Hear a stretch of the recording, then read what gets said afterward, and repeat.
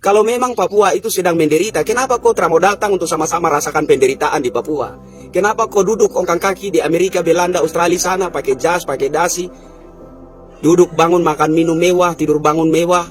Kalau memang kau lihat bahwa Papua itu ada pelanggaran HAM di sana dan masyarakat Papua itu sedang di bawah tekanan penderitaan dan lain sebagainya, kenapa kau tidak mau datang sama-sama rasakan penderitaan itu, sama-sama berjuang? Kenapa? Kenapa kau pilih hidup enak di Amerika, Belanda, Australia sana? Inilah kemunafikan dan kebohongan para pembesar OPM.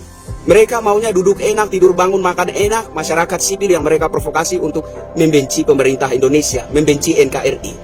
Ini kemunafikan, ya. Tolonglah supaya sadar-sadar diri. Kasihan masyarakat sipil yang setiap hari dicekam ketakutan, yang setiap hari dicekam Seoni. Kok orang apa kah? Kok jangan bikin provokasi. Nampaknya tadi malam orang-orang OPM banyak yang masuk di Sapurom, Sa orang Indonesia dan Sa tidak sedang bikin provokasi. Sa hanya sedang membantu masyarakat Papua untuk tidak tertipu dengan segala kebohongan OPM. Apakah orang-orang OPM merasa terancam dengan penjelasan yang saya sampaikan? Ya mungkin saja. Mereka tentu merasa dirugikan. Mereka berharap orang-orang Papua itu tetap bodoh, tidak punya wawasan yang luas, agar supaya mudah diprovokasi, supaya mereka mudah mengendalikan orang Papua untuk memberontak terhadap pemerintah Indonesia. Jadi kalau ada orang yang berbicara macam saya, berniat mencerdaskan masyarakat Papua, mereka merasa dirugikan, mereka terancam. Kalau orang Papua itu melek, sadar, terus tidak percaya dong punya hasutan dan provokasi segala macam itu. Begini kakak. Oh ya, kebetulan saya tidak butuh kutukan 7 turunan. Jadi nanti kakak kasih saja itu kutukan ke orang yang lebih membutuhkan ya kakak ya. Kita bicara fakta saja kakak. Bahwa orang-orang OPM itu kan cuma segelintir toh. Iya kan kakak. Orang-orang OPM itu kan cuma segelintir. Ya. Segelintir yang menjadi penjilat Belanda, penjilat Amerika, penjilat Australia. Para pendiri OPM kan sudah kembali ke pangkuan Ibu Pertiwi. Iya kan? Saya lebih percaya Pak Nicholas Messe, Pak Nicholas Joe, para pendiri OPM yang mengibarkan pertama kali bendera OPM. Bendera bintang kejora itu kan panji sepak bola dulu tuh kakak. Pada awalnya itu adalah panji sepak bola. Yang bilang Papua bukan bagian dari Hindia Belanda itu siapa kakak? Orang Belanda. Yang bilang Papua bukan bagian dari satu kesatuan NKRI itu siapa? Orang Belanda. Belanda itu siapa? Fakta sejarah bicara bahwa orang Belanda adalah penjajah ulung yang pernah menjajah Nusantara ini selama 350 tahun. Iya kan? Mereka juga yang memprovokasi orang Papua untuk melihat Indonesia sebagai kolonial. Padahal mereka itulah kolonial sejati.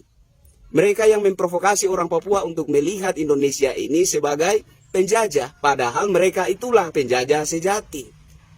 Nah, kenapa mereka keberatan untuk melepaskan Papua? Karena mereka gila harta. Karena mereka tergiur dengan segala kekayaan alam yang terkandung di dalam bumi Papua. Itu yang mereka kejar, itu yang menjadi target mereka. Sehingga dengan berbagai daya upaya, mereka mau membodoh-bodohi masyarakat Papua untuk membenci Indonesia. Supaya Papua itu lepas dari kesatuan NKRI, supaya mereka bebas leluasa menduduki Papua, mengeruk segala harta kekayaan alam yang ada dalam bumi Papua. Itu tujuan mereka toh. Iya toh kakak. Sudahlah orang-orang OPM ini jujur saja dengan kenyataan. Ya. Para pembesar-pembesar OPM yang ada di Amerika, yang ada di Belanda, yang ada di Australia, kembali sajalah di tanah Papua untuk sama-sama bersinergi dengan pemerintah, dengan para anggota dewan untuk membangun Papua. Supaya Papua itu bangkit dari ketertinggalan. Iya kan? Apalagi sekarang ini kan 10% saham PT Freeport itu khusus untuk Papua. Sudah ada anggaran untuk membangun Papua. Lebih dari cukup. Dulu Indonesia, satu Indonesia ini dapat 9%, itu saja sudah besar. Nah sekarang 10%, 10% utuh-utuh hanya untuk Papua saja. Wow, luar biasa.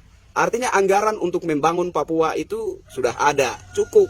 Sudah datang saja di Papua, bersinergi dengan pemerintah, dengan para anggota dewan, untuk sama-sama membangun Papua, agar Papua bangkit, Papua lebih maju, agar supaya Papua itu tidak terus-terusan menjadi daerah yang merasa dianaktirikan. Saya pikir begitu.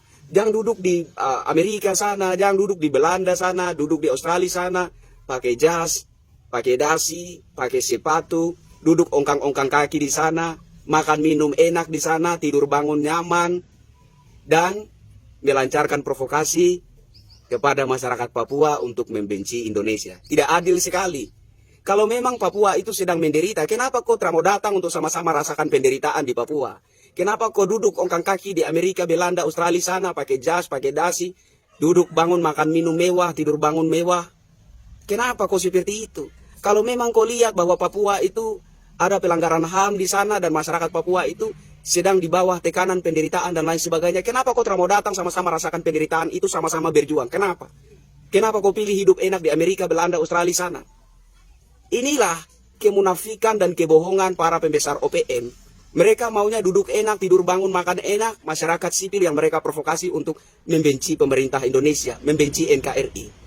Ini kemunafikan, ya.